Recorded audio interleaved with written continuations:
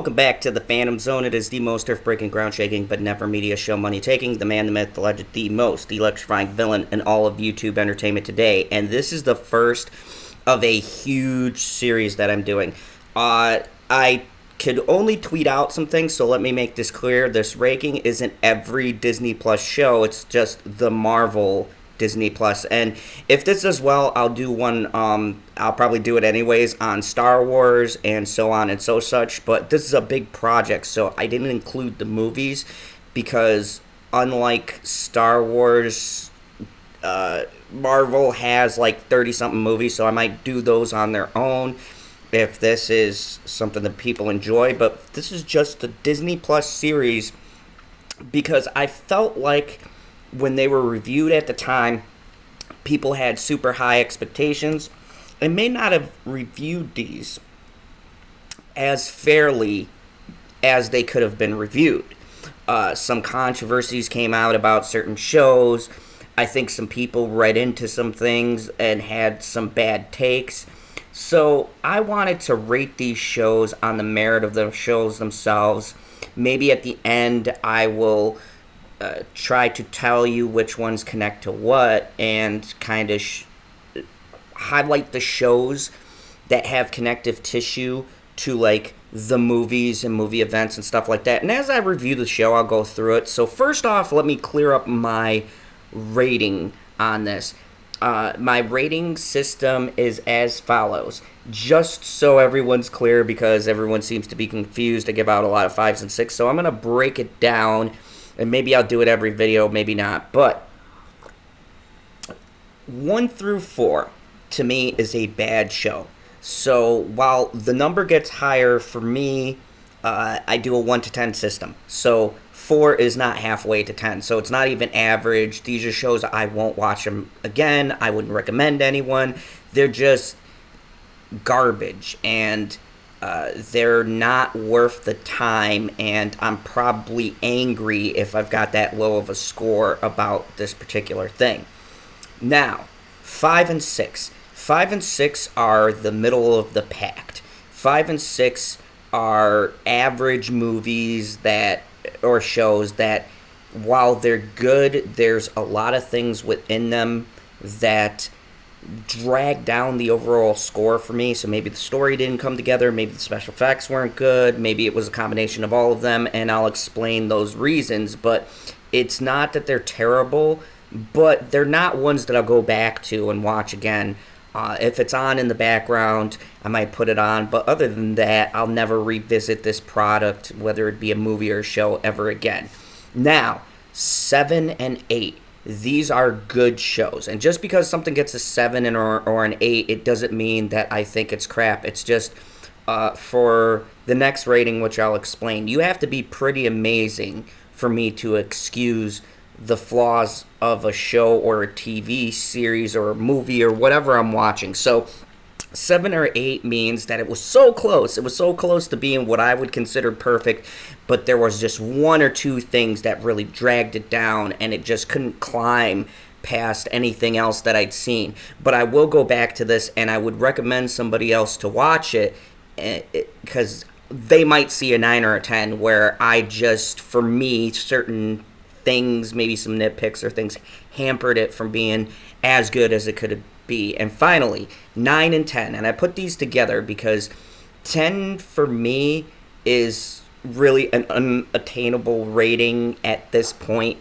in our history of cinema, because there's nothing new or exciting it's a lot of comparisons these days. But 9 to 10 are great to amazing to perfect movies. These are movies, even if you hit a 9, it's something I'll go back to, it's something I'll view again, it's a movie I got in my collection. So 9 and 10s are the highest honor I can give it. So even if it doesn't make an 8, a 10, if it makes a 9, that's pretty much almost about at a 10 level for me. So those are the rankings and how I feel about it. So let's dive into this with Marvel's What If. What If? What is it about? Well, first off with these, I want to give you some background on the show and how it came to be.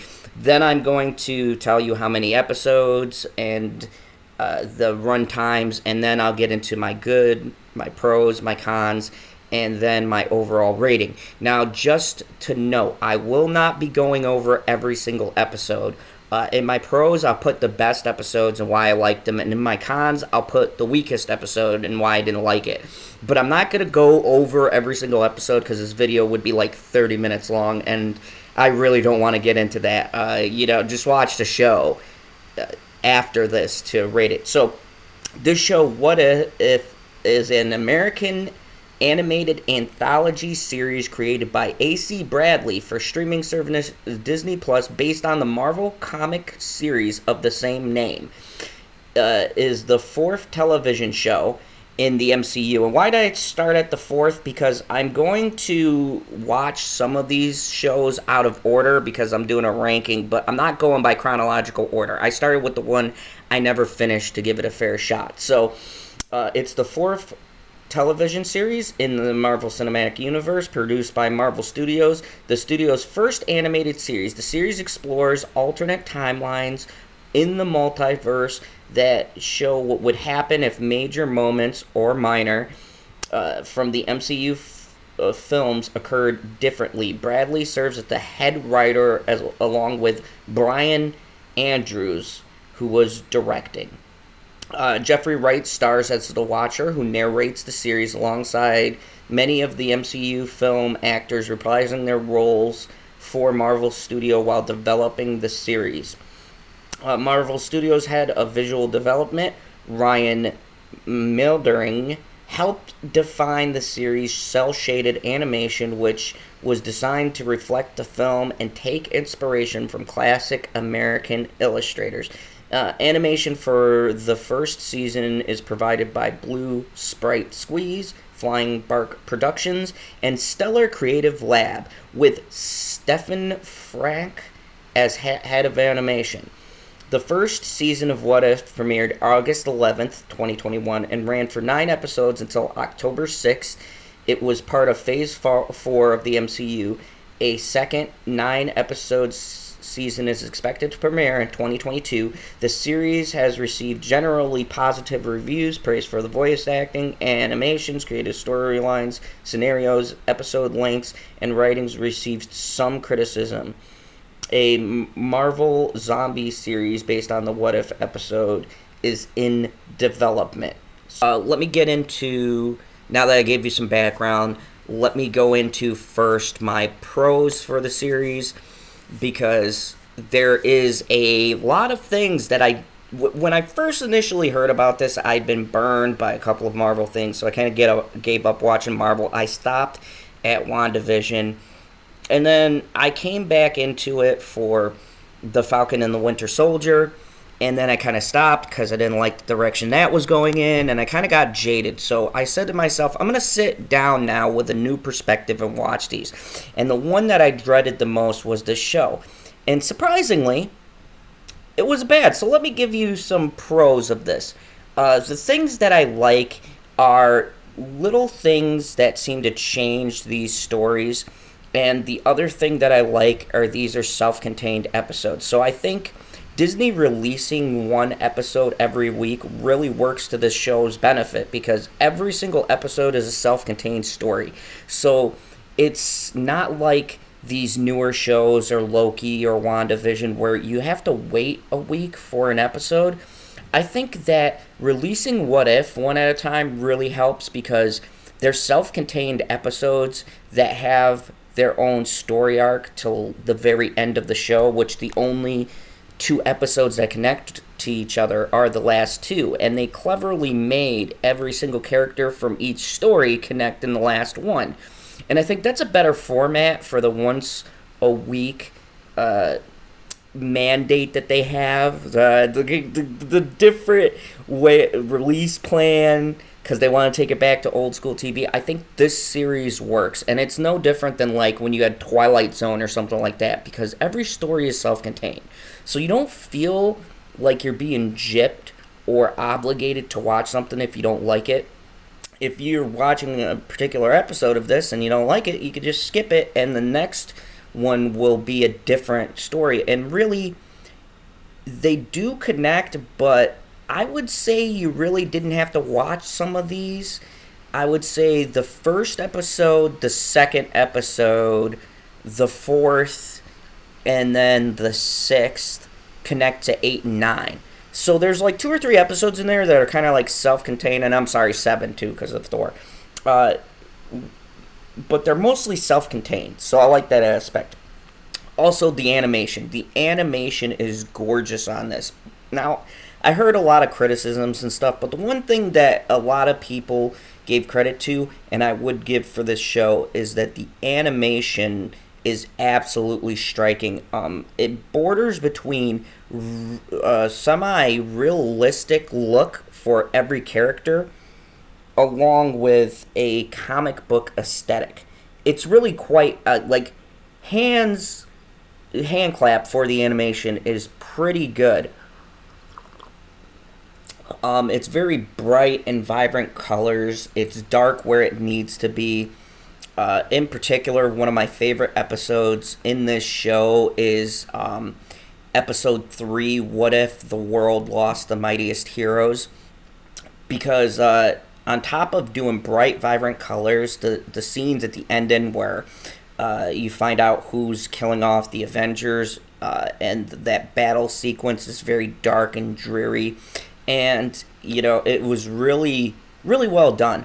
I think out of these two, 3 and 4 were my favorite episodes, because 4 was What If Doctor Strange Lost His Heart, and the one with the Avengers getting killed. I think this show has the problem, and I'm going to go through this with the other Marvel shows, where the humor and the emotions are not balanced right. And this is a prime example, because there's quite a few episodes that could have been much darker and better written, but because of this having to put a joke in, and it especially hurts the show, it really takes the tone. One of the most disappointing episodes for me is number 5, What If Zombies, because I understand it's dark, but if you're going to do zombies, you can't make it lighthearted. And I felt like instead of going with dark humor for the atmosphere, they went too happy. And that's the problem with some of these stories. They're so tonally unbalanced. It's not the changes that bother me to the timeline, because these are secluded stories. It's the radical shift in tone between certain stories. Like, literally, you have episodes 3 and 4, which are the most depressing episodes of this series. And then you have 5, which should be depressing, and it's like a light-hearted zombie romp. And there's emotional moments, but they don't hit because the humor kind of trumps what the show's trying to do. Episode 6, What If Killmonger Rescued Tony Stark, would have been one of my favorites as well. But once again, some of it just didn't click right away for me. So, it's a hit or miss with these episodes. Now, also, too, there was a controversy with what if Captain Carter was the first Avenger. And I like how they went back through and they told the story. And it was, it was Steve Rogers who lived, and Peggy got frozen in the ice. I thought that was a good play. A lot of people had a problem with her design. I watched the first Captain America. Okay? Captain got huge. That's what would happen to Peggy. I thought that was an absolutely ridiculous argument. And watching the episode, it's actually really good. And that was the one episode that balanced the humor and the sadness both pretty well. It's probably the most stellar episode. So, my negatives. My negatives are some of these takes, even though they're on an alternate timeline, they feel like really betrayal of the characters. And it's hard to say that because these are alternate versions of the characters, but I kind of feel like it's an excuse to do some outlandish things. I don't really see agenda pushing, but more of the creators of this show, what they would want. But the thing that conflicts is this was what the What If comics were like. So I can't... It's just disappointing for me personally. I don't know if you'll feel the same way, but the episodes that I didn't like was 2, What If T'Challa became Star-Lord? It was so fucking ridiculous. And the fact that he talked Thanos into taking over the world, it was just it was bad. I did not like it. What If Zombies I didn't like because once again you have the zombie apocalypse. I thought it was too lighthearted, and that one should have been dark. So 3, 4, and 5 should have been the darker episodes, but instead 3 and 4 were the darkest ones, and then 5 was like, oh, we're too serious, let's have a zombie romp. It didn't make any sense to me. And 7, What If Thor Was the Only Child, was so bad. Like, I get it's a play on whatever, and I mean, dude, bro, Thor. Ugh. Like, I enjoy that Hemsworth seems to be enjoying playing this version of Thor because it's Chris Hemsworth's voice, but it's so bad and stereotypical, and that kind of screams message to me because it's like really, and especially considering where they end, it's like, is this guy really going to be the one who's going to go against Ultron at the end and whatever? Now, the big ones, the finals. How do I feel about that? There was a lot of contention, and I thought they were great. I thought they worked for what the show was leading towards. I like how they interconnected with each other. I do question the Watcher's choices when he picks his team. But given how each story goes and watching it again, I see why he had to choose those ones in that particular moment in the timeline, because those were the ones closely connected to the Ultron threat, and plucking them for a second wouldn't affect their individual timelines. I did like what he did for Black Widow because she's my favorite character. At the ending, putting her in the universe with no Black Widow, so it's not off balanced. I guess this time travel stuff really messes things up because you don't know what affects what. I guess we'll have to see in What If season 2. But all in all, I did like that. So my negatives basically come down to 2 or 3 episodes are useless. The tone is very up and down. You'll have one episode deadly serious. You'll have one episode that's kind of joking. You'll have a serious episode where they tell jokes in the most inappropriate time. And I think that this show could be good if they found a balance and tone between stories. Although, for what they're doing, it does work. So, after all of that, what do I have to say? Coming back and revisiting it, not looking at everything that's being said, taking out the controversy. To be honest with you, What If isn't the worst show, considering I'll be doing Loki and the other ones later. And I'll be going back through and giving it a fair review. But given all the other shows, I would say that this one did what it set out to do rather well.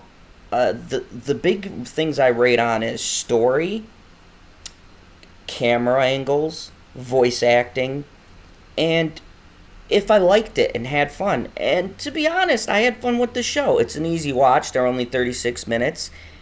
Not having to wait for it and watching it all at once, it was a fun, enjoyable binge. And it was an easy one to get as my first review. So, having all that said, what would be my final verdict?